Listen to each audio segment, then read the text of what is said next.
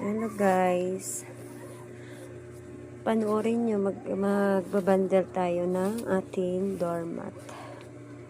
Ayan, prepare tayo ng ating tali sa ating pang bandel. Ayan guys, ayan, panoorin nyo po paano ako magbandel ng doormat at iayos natin siya pag tali para hindi siya maghiwa-hiwalay. Ayan na guys. Sa mga gustong magpaturo, PM nyo lang ako. At iyan napakalaking bagay para sa kagaya ko na work from home lang. Walang trabaho. Bukod tanging pagdodormat, napakalaking bagay po. Yan po ay, ang isang bundle ay 50 pieces. At yan ang buong kabuuhang nagawa namin ay 143 pieces.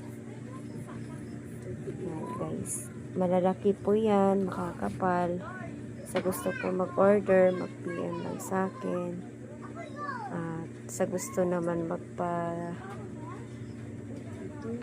kung paano, PM nyo lang po ako at tuturuan ko po kayo paano. Yan po din ang lalaki at ang kakapal po ng gawa namin kasi minix in match ko po kasi yung tela na ginamit ko dyan. Magaan na makapal yung yari. Magbabandel na po tayo guys. Panoorin nyo po yung aking video hanggang sa dulo. Sa hindi pa po nakasubscribe, pa-subscribe and pa-like and share na rin po. At napakalaking tulong po yun ang inyong like and share. At sa mga gustong matuto, subscribe nyo po yung aking YouTube channel para mas ma-update ko kayo sa aking daily na ginagawa at sa aking mga upload pang video. Salamat po sa aking mga solid supporters. Hindi ko man kayo isa-isa, alam ko nandyan kayo.